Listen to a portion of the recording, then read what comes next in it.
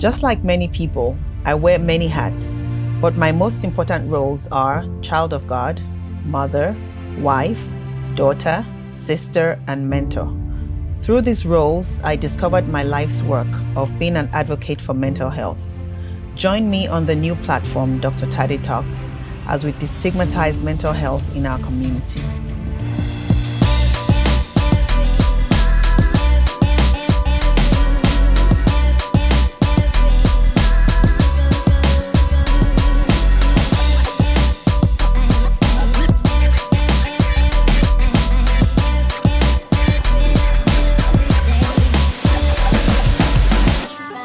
Hello, everyone. Welcome to Tade Talks. I am Dr. Tade, and today we are talking about neurodevelopmental disorders. Let's get right to it.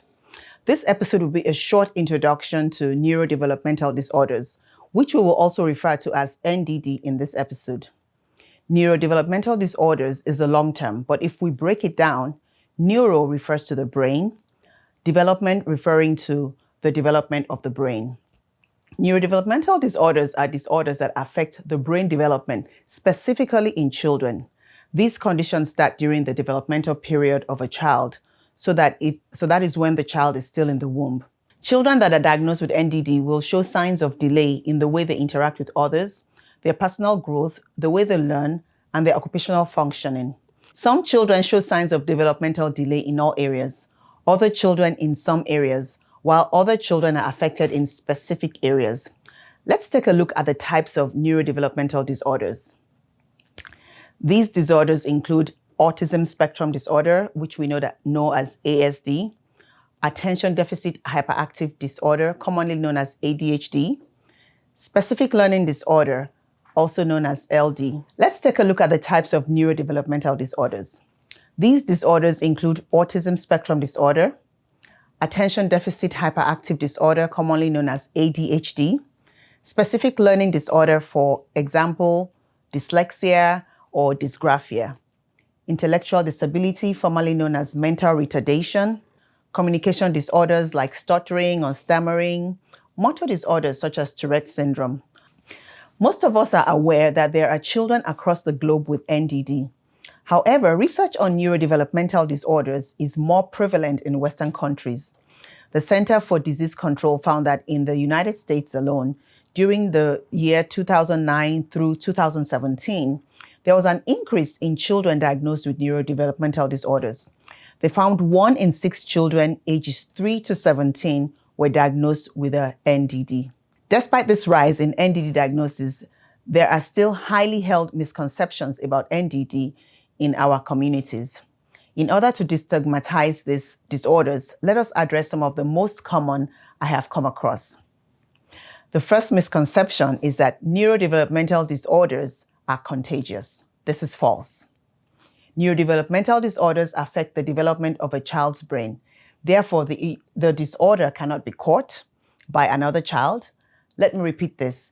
NDD is not contagious, and it cannot be transmitted from one child to another. I remember being at a function and a child with autism had used a cup that was used by another child. The mother of the child that originally had the cup refused to let her child use the cup again because she didn't want her child to catch autism. Autism and any other NDD cannot be caught. However, NDD can be genetic, so it can be passed on through family genes. Due to the false misconception that NDD is contagious, some parents do not allow their children to play with children that have NDD. This is the worst thing parents can do. In order for us to have a balanced society, we need to raise children with compassion and love. We can start by allowing our children to love their peers, who just may be a little different. It is important as parents that we talk to our children and encourage them to be friends with children who have special needs. This will help them develop compassion for children that may not look, act, or talk like them. More than ever, this is necessary during these times when we all need to learn tolerance, acceptance, and empathy. Another misconception is that children with NDD are difficult and rebellious. For example, children exhibiting symptoms of ADHD, such as inattention, hyperactivity, and impulsivity, they're not just being stubborn or compliant. Let me give you an example.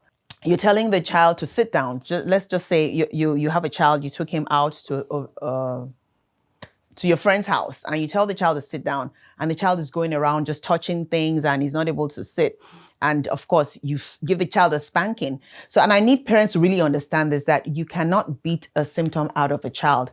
Instead, when your child is exhibiting symptoms, it's important that you take them, to a specialist and let them, do some assessment, testing, and see if there's something really going on. The same way, when you have children with specific learning disorders, children that have learning disorders, intellectual disabilities, they're not dumb, they're not stupid, they're not slow. They just may have a different way of learning.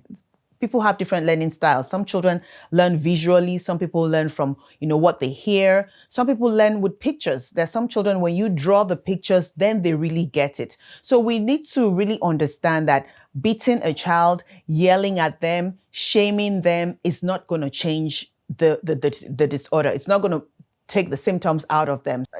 In the same way, we have children who don't have special needs.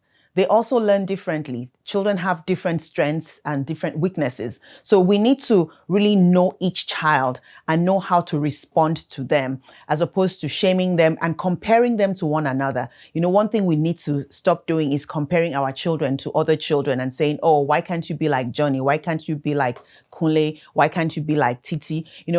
This brings a lot of self-esteem issues to the children. It makes them sad. It makes them, feel inadequate. So, a lot of children process information in different ways. For this reason, it is important for us to, understand each child for who they are, employ different teaching methods to address their unique learning styles, basically draw out the best in each child. There is something unique in every child, whether they have special needs or not. It is important that we understand these children and show them empathy, we show them compassion, and show them love and acceptance. The last misconception we will address in this episode is the idea that children with NDD are worthless, and we do not need to spend large amounts of money or resources in educating them. This is false.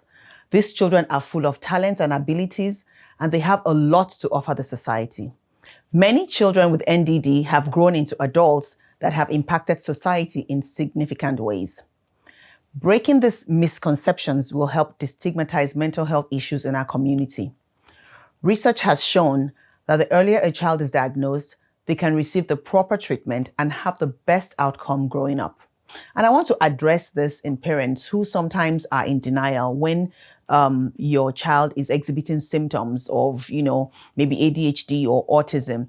It is very important, and it's in the child's best interest and in your best interest that you take the child to a professional. It's better to rule it out than to be in denial or get upset when people approach you. Sometimes, in church, somebody may come and tell you, well, maybe your child is acting in a way, and they recognize those symptoms in the child. Please don't get upset when people approach you. They are just being concerned. And it's also in your best interest, in the best interest of your child, that you listen to people, just be receptive of what they're saying. And then you can seek professional help. And it's up to the professional to either rule out, a developmental disorder or not.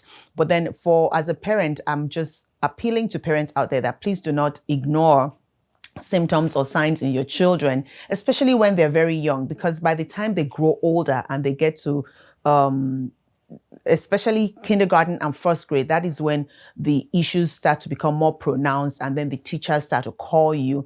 But if you address it, like I said, early intervention is key. If it's addressed before the child is 3, then the child will grow up and be more functioning and productive. So, and after you receive the diagnosis, it actually gives you as a parent peace of mind, in the sense that you know what you're dealing with, and then you can begin to start to walk towards, getting some kind of resolution to the problem. Not all developmental disorders are lifelong disabilities. Some of them are lifelong disabilities, but the earlier you start to treat it, then it becomes more manageable even as the child grows older. And like I said, it gives you peace of mind. In future episodes, we will further examine the neurodevelopmental disorders that are most prevalent. These include autism, ADHD, and learning disabilities. If you have any comments, suggestions, or even questions, please comment below or send me a private message on our social media platforms. Subscribe to our channel for future episodes and share this episode with your networks in order to educate others on mental health. Always remember, fear, shame, and anxiety are not who we are or who we are created to be. God bless you all, and thank you all so much for watching.